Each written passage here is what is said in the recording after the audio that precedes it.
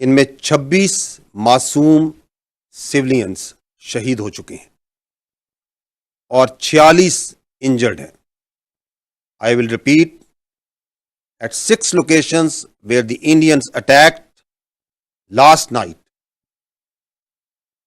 unprovoked, the blatant aggression that they did, Pakistan has lost 26 civilians and 46 are injured. ان کی تفصیلات کچھ اس طرح ہیں. احمد پور ایسٹ میں مسجد سبحان اللہ کو نشانہ بنایا گیا. وہاں پر 13 شہادتیں ہوئیں جن میں 3 سال کی بچیاں بھی ہیں. اس کے علاوہ 7 خواتین اور 4 مرد ہیں. وہاں پر 37 زخمی ہوئے جن میں 9 خواتین اور 28 مرد ہیں. مظفر آباد کے قریب مسجد بلال کو بھارتی جارحیت کا اور بربریت کا نشانہ بنایا گیا. وہاں پر 3 شہید ہوئے ہیں. اس کے علاوہ 1 بچی اور 1 لڑکا زخمی ہے. کوٹلی میں مسجد عباس کو نشانہ بنایا گیا. وہاں پر 1 16 سال کی بچی اور 1 18 سال کا معصوم بچہ شہید ہوئے. اس کے علاوہ 1 ماں اور بیٹی اس وقت زخمی ہیں. مرید کے میں مسجد ام القرا کو نشانہ بنایا گیا. وہاں پر 3 مرد شہید ہوئے اور 1 زخمی ہے. سیالکوٹ میں جو نشانہ بنایا گیا اس کی وجہ سے کوئی جانی اور مالی نقصان کی اطلاع نہیں آئی. شکر گڑھ میں بھی جو نشانہ بنایا گیا وہاں پر بھی کسی جانی نقصان کی خبر نہیں. البتہ ایک ڈسپنسری کو کچھ نقصان ضرور ہوا ہے. رات سے جاری لائن آف کنٹرول پہ جو وائلیشنز بلا اشتعال فائرنگ جو بھارت کر رہا ہے، جو اٹرلی کی فائرنگ کی جا رہی ہے، اس میں اب تک 5 معصوم سولینز شہید ہو چکے ہیں جس میں ایک 5 سال کا بچہ بھی شامل ہے. پاکستان کی مسلح افواج نے اپنی قوم کی بھرپور حمایت سے دشمن کو پاکستان پر حملہ کرنے کے چند لمحوں کے بعد ہی منہ توڑ اور بھرپور جواب دیا اور دے رہی ہے. لیکن یہ بات ضرور ذہن میں رکھیے کہ بھارت نے پاکستان میں مساجد کو نشانہ بنایا ہے. مساجد اور عبادت گاہوں کو نشانہ بنانا اس تنگ نظر سوچ کی عکاسی کرتا ہے جو کہ مودی کی حکومت میں ہندتوا کے زیر تسلط بڑھ رہی ہے، جس میں اقلیتوں اور بالخصوص مسلمانوں کو اور ان کی مذہبی آزادی کو سلب کیا جا رہا ہے اور ان کو نشانہ بنایا جا رہا ہے. یہ بھی جاننا ضروری ہے کہ جن جگہوں کو نشانہ بنایا گیا یہ وہی جگہیں ہیں جن کو کل میڈیا باشمول انٹرنیشنل میڈیا نے وزٹ بھی کیا اور دیکھا کہ وہ بلا جواز بلا ثبوت جو الزامات عائد کیے جاتے ہیں ایسا وہاں پہ کچھ نہیں تھا. صرف معصوم لوگ سولینز اور بچے وہاں پہ موجود تھے، فیملیز وہاں پہ موجود تھی. اور مرید کے اور بہاولپور کا میڈیا باشمول انٹرنیشنل میڈیا کا آج کا وزٹ پہلے سے پلان اور طے شدہ تھا. اگر میں رسپانس کی بات کروں تو اب تک افواج پاکستان نے دشمن کی جارحیت کے جواب میں اور اپنے دفاع میں دشمن کے 5 طیارے اور 1 کامبیٹ ڈرون جو پاکستان پر حملہ آور ہوئے تھے ان کو مار گرایا ہے. حملہ آور گرائے جانے والوں میں بھارتی فضائیہ کے جنگی طیاروں میں 3 رافیل، ایک MiG-29 اور ایک SU طیارہ شامل ہے۔ اس کے علاوہ ایک ہیرون کامبیٹ ڈرون بھی اس میں شامل ہے۔ یہ جو فضائی ایسٹس گرائے گئے، یہ جنرل ایریا بھٹنڈا میں، جموں میں، 2 اونتی پور کے علاقے میں، ایک اخنور اور ایک سری نگر کے علاقے میں مار گرایا گیا۔ یہ بتانا انتہائی ضروری ہے کہ پاکستان ایئر فورس نے ان طیاروں کو اس وقت گرایا جب انہوں نے پاکستان کے اوپر حملہ کیا۔ After they have released their weapons, only after that they were engaged and shot at. Once they have taken on the unprovoked, uncalled for aggression against the state, the territorial integrity, and the innocent people of Pakistan by firing at them through standoff weapons, only after that Pakistan Air Force and these armed forces engaged them and took them down.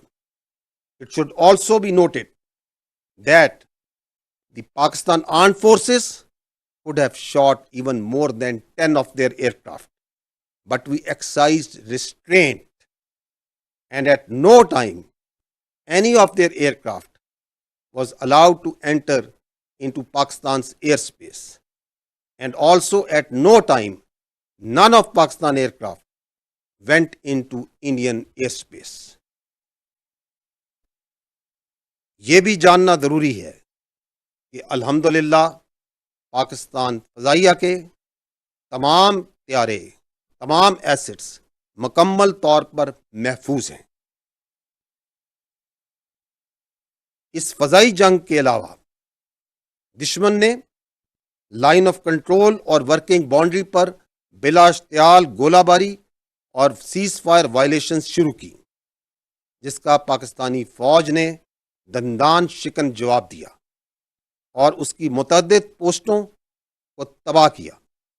ان پوسٹوں میں سے، ان engagements میں سے صرف چند ایک کی videos میں آپ کے سامنے پیش کروں گا۔ یہاں پہ آپ ایک بریگیڈ ہیڈ کوارٹر کو دیکھ سکتے ہیں جس کو جواباً نشانہ بنایا گیا، جہاں سے پاکستان کی اوپر سیز فائر وائلیشن کی جا رہی تھی۔ یہاں پہ آپ انڈین غدر پوسٹ،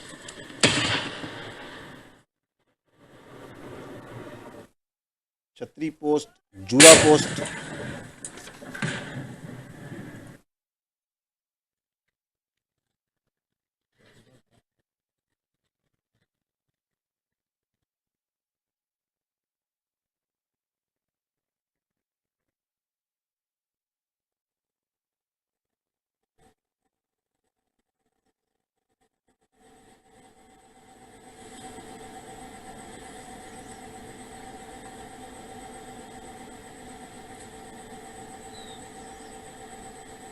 یہ آپ سارلیا پوسٹ ہندوستان کی دیکھ رہے ہیں۔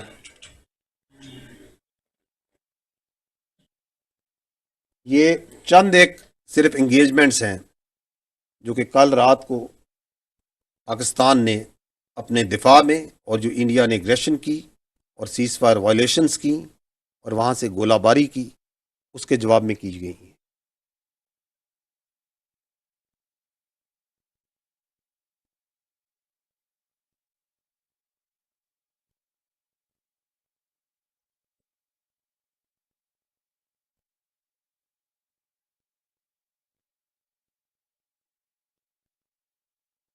ایک اور افسوسناک عمل اس واقعے میں، ہندوستان نے نیلم جیلم ہائیڈرو پاور پروجیکٹ کو، اس میں نوسیری ڈیم کے سٹرکچر کو نشانہ بنایا اور اس کو نقصان پہنچایا۔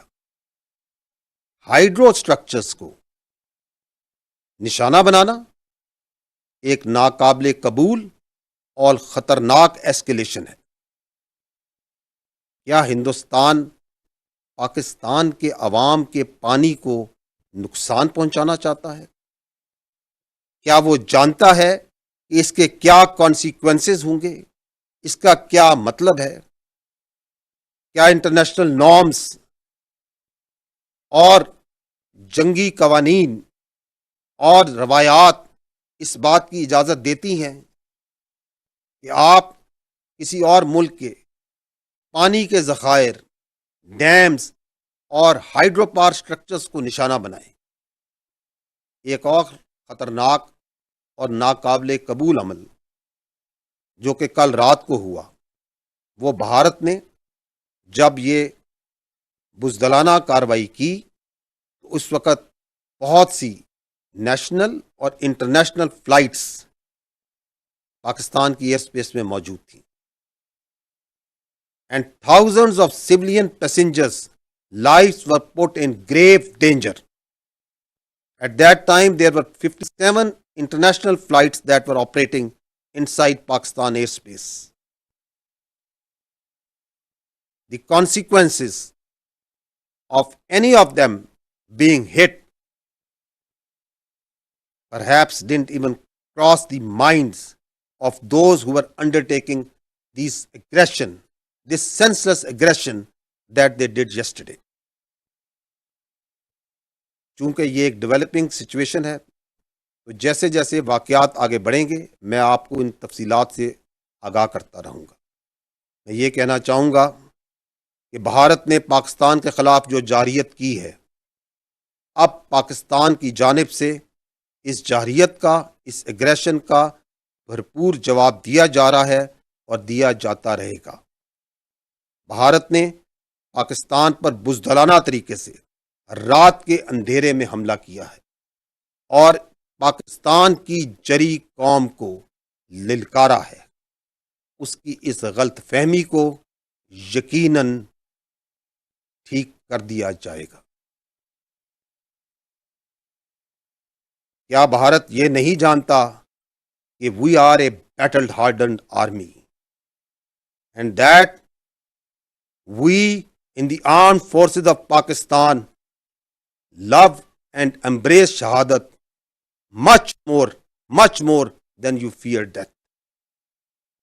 الحمدللہ افواج پاکستان پوری قوم کی بھرپور حمایت کے ساتھ بھارتی جارحیت کا جواب دے رہی ہے اور دے گی۔ کسی کو بھی پاکستان کی سالمیت اور خود مختاری پر حملہ کرنے کی اجازت نہیں دی جا سکتی۔